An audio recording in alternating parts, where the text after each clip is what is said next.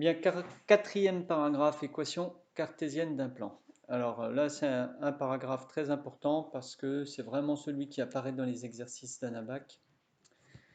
Euh, il permet de répondre à beaucoup de questions. Et il y a trois méthodes à la fin à connaître aussi sur le bout des doigts. Alors, une chose importante, c'est de savoir que tous les points d'un plan sont caractérisés par le fait que AM, si A est un point du plan, AM et n sont orthogonaux, ce qui se traduit par AM scalaire n est égal à 0 si n, bien sûr, est un vecteur normal.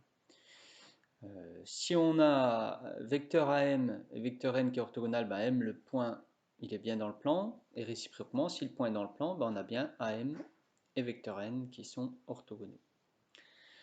Alors, on a un théorème qui se déroule en deux temps. C'est un plan P, si on connaît un vecteur normal, eh bien, on sait qu'il admet une équation de la forme ax plus by plus cz plus d égale 0.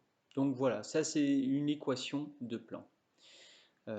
C'est une équation relativement simple, un petit peu comme une équation de droite quand on est dans le plan. Là, c'est une équation de plan dans l'espace. Et réciproquement, on pourrait se poser la question de savoir si on a un ensemble de points mx, y, z qui vérifie cette relation-là, est-ce que automatiquement c'est un plan? Il pourrait y avoir d'autres ensembles qui ont la même forme d'équation. Eh bien en fait non. Si vous avez un ensemble de points qui vérifie cette équation, eh bien, cet ensemble de points est un plan. Donc il y a une correspondance parfaite, si vous voulez, entre les plans et les équations du type ax plus by plus cz plus d égale 0. Donc ici, j'ai mis la démonstration des deux points. Donc dans le premier point, on prend un vecteur normal et un point du plan. On traduit le fait que dire que le point M appartient au plan, c'est équivalent à dire que vecteur AM et vecteur N sont orthogonaux, donc le produit scalaire fait 0. On traduit ça tout simplement sur les coordonnées. On applique le produit scalaire et on trouve ax plus by plus cz moins axa moins byk moins cza égale 0. Et ça, en fait, ce bout-là, c'est un réel. Ce qui veut bien dire que j'ai, pour mes points mx, y, z, j'ai une équation qui s'écrit ax plus by plus cz plus un truc qui est un réel, qui est en fait tout ça, égale 0. Et donc, on a bien M appartient à P, c'est équivalent à ces coordonnées, vérifie cette équation-là. Alors, réciproquement, si je prends un ensemble E qui vérifie ça, est-ce que je vais pouvoir l'écrire comme, si vous voulez, comme ici, ax plus by plus cz moins axa moins byk moins cza égale 0. C'est-à-dire, est-ce que je vais trouver un point A de l'ensemble tel que ça s'écrive comme ça? En fait, la solution, elle vient en choisissant le point A qui s'écrit sous la forme ici, moins d sur A, 0, 0. Alors pourquoi je peux prendre moins d divisé par A? C'est expliqué ici. Je sais que ABC doit être différent de 0, 0, donc je peux choisir que c'est A différent de 0. Si c'est B, vous prenez moins d sur B. Si c'est C, vous prenez moins d sur C, ici. Donc je suppose que c'est A qui est différent de 0 et je considère ce point. Du coup, d'ailleurs, si on regarde ce point-là, en fait, d'ailleurs, c'est un point de l'ensemble E. Ces coordonnées vérifient l'équation qui régit l'ensemble E.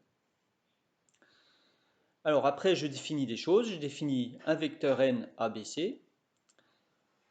Et du coup, l'expression du produit scalaire AM scalaire n, avec les coordonnées du point A que j'ai choisi et les coordonnées du point N que j'ai défini, ça s'exprime comme ça. AM scalaire N, donc les coordonnées, vous faites x moins moins d sur A, ça fait ça.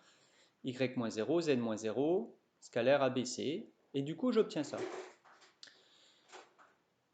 Et donc, je peux établir maintenant les équivalences suivantes, c'est-à-dire que si j'ai M qui appartient à E, tout ce qu'il y a là, c'est équivalent à ce que ça fasse 0. Mais si ça fait 0, c'est équivalent au produit scalaire qui est nul.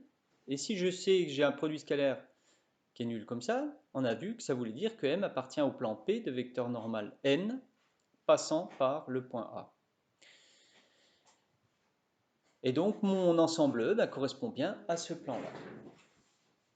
Alors, maintenant, c'est obtenir une équation de plan. Vous voyez qu'en fait, il suffit d'obtenir le vecteur normal et de l'écrire ensuite en remplaçant A, B et C par les coordonnées du vecteur normal. Et il n'y a plus que le D à trouver. Mais le D, on le trouve en remplaçant X, Y, Z par les coordonnées d'un point qui appartient au plan. Donc ici, vous avez un exemple. Vous avez un point A. On connaît le vecteur normal. Donc, je remplace A, B et C par 1, 2, 3. Ça fait X plus 2Y plus 3Z plus D égale 0. Et ensuite, je trouve D en remplaçant X, Y, Z par les coordonnées de A. Donc on trouve D égale moins 11. Et voilà l'équation du plan. Alors, ça va nous permettre maintenant de trouver l'équation de n'importe quel plan ABC à partir du moment où on a les coordonnées des points. Alors, on a vu qu'il fallait en fait trouver un vecteur normal. Donc la première étape, enfin c'est une façon de faire en tout cas, la première étape c'est de trouver un vecteur normal au plan. Alors, ça, c'était une méthode qui était, quand on a deux vecteurs non collinéaires, qui était expliquée dans le paragraphe précédent. Donc, je vais constituer mes deux vecteurs non collinéaires.